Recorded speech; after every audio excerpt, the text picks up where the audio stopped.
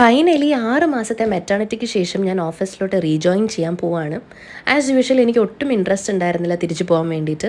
പക്ഷേ റിയാലിറ്റി ഞാൻ മനസ്സിലാക്കുന്നു, ആക്സെപ്റ്റ് ചെയ്യുന്നു. എനിക്കൊന്ന് കണ്ണടച്ചാൽ ഇന്നലെ കിച്ചുവിനെ പ്രസവിച്ച പോലെയാണ് ഫീൽ ചെയ്യുന്നത്. പക്ഷെ ഇപ്പോൾ എൻ്റെ കുട്ടിക്ക് ഓൾമോസ്റ്റ് 7 മാസം ആവാറായിട്ടുണ്ട്.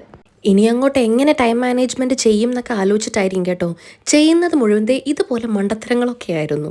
സത്യത്തിൽ ജെന്വിൻലി ഹോപ്പ് എനിക്കും എൻ്റെ അമ്മയെപ്പോലെ നല്ലൊരു അമ്മയാവാൻ പറ്റട്ടെ എന്ന്. ദേ കണ്ടില്ലേ, കിച്ചുവിന് ഇപ്പം എൻ്റെ തോളത്ത് കിടന്നുറങ്ങാനാണ് ഭയങ്കര ഇഷ്ടം. ആൻഡ് എനിക്കും അത് ഭയങ്കര സുഖമുള്ളൊരു കാര്യമുണ്ട്, അവൻ്റെ ക്യൂട്ട് ലിറ്റിൽ ഫേസ് ഒക്കെ നോക്കിയിരിക്കുന്നത്. ഇപ്പം നിങ്ങൾ കാണുന്നത് ഞാൻ എൻ്റെ സിസ്റ്ററിലോടെ വീട്ടിൽ പോയപ്പോഴത്തേക്കും പുള്ളിക്കാരത്തി അവിടെ പ്രിപ്പയർ ചെയ്ത നല്ല കിഡിലും മുന്തിരിങ്ങ വൈനാണ് കേട്ടോ.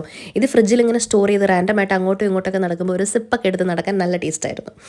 തിരിച്ച് ഞങ്ങൾ ട്രിവാൻഡ്രം പോയപ്പോഴത്തേക്കും അവിടെ ഇങ്ങനെ വഴിയരികിൽ ഇങ്ങനെ ഞാവൽപ്പഴങ്ങളൊക്കെ വിൽക്കുന്നുണ്ടായിരുന്നു. അപ്പം കുറച്ച് ഞാവൽപ്പഴമൊക്കെ മേടിച്ചിരുന്നു. ഞാനിത് കിച്ചുവിന് അങ്ങനെ കൊടുത്തില്ല, ബിക്കോസ് ഐ ഡോണ്ട് നോ ഇത് സേഫ് ആണോ ഇല്ലയോ എന്നുള്ളത്.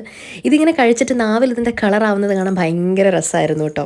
അങ്ങനെ അടുത്ത ദിവസമായി വിച്ച് ഇസ് ജൂലൈ 1 എനിക്ക് ഓഫീസിലോട്ട് തിരിച്ച് കയറേണ്ട ദിവസമാണ്. ഞാൻ ഇങ്ങനെയൊക്കെ കാണിക്കുന്നുണ്ടെങ്കിൽ ഞാൻ ഒട്ടും ഹാപ്പി അല്ലായിരുന്നു, ഭയങ്കര മടിയായിരുന്നു കേട്ടോ. മെറ്റേണിറ്റി ഒക്കെ കഴിഞ്ഞ് പോകുന്നത് കൊണ്ട് തന്നെ ക്യാബ് ഫെസിലിറ്റീസ് ഒന്നും അവൈലബിൾ ആയിരുന്നില്ല. അങ്ങനെ എന്തൊക്കെയോ ആലോചിച്ച് ഒടുവിൽ ഞാൻ ഓഫീസ് എത്തിയിരിക്കുകയാണ്. ഭയങ്കര ഒരു നൊസ്റ്റാൾജിയാണ് കേട്ടോ ഓഫീസൊക്കെ കണ്ടപ്പോഴത്തേക്കും. എത്ര നാളായി കണ്ടിട്ടോ, അയ്യോ അത് മാറിപ്പോയി ഇത് മാറിപ്പോയി അങ്ങനത്തെയൊക്കെ ഒരു ഫീലിംഗ് ആയിരുന്നു കേട്ടോ. ഭയങ്കരമായിട്ടന്ന് ഞാൻ ടയേർഡായിരുന്നു കേട്ടോ. കാരണം കുറേ നാളായില്ലേ നമ്മളിങ്ങനെ ഇരുന്ന ഒരു പാറ്റേണിൽ വർക്കൊക്കെ ചെയ്തിട്ട്.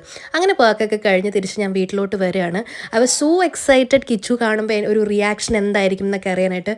ഭയങ്കര കരച്ചിലൊക്കെ ആയിരുന്നു നമ്മ പറഞ്ഞു കേട്ടോ ഒരു സമയമൊക്കെ കഴിഞ്ഞപ്പോൾ. അങ്ങനെ കുറേ നേരം കെട്ടിപ്പിടിച്ച് പുന്നരിച്ച് അമ്മയും മോനും ടൈമൊക്കെ ഞാനിങ്ങനെ സ്പെൻഡ് ചെയ്തു.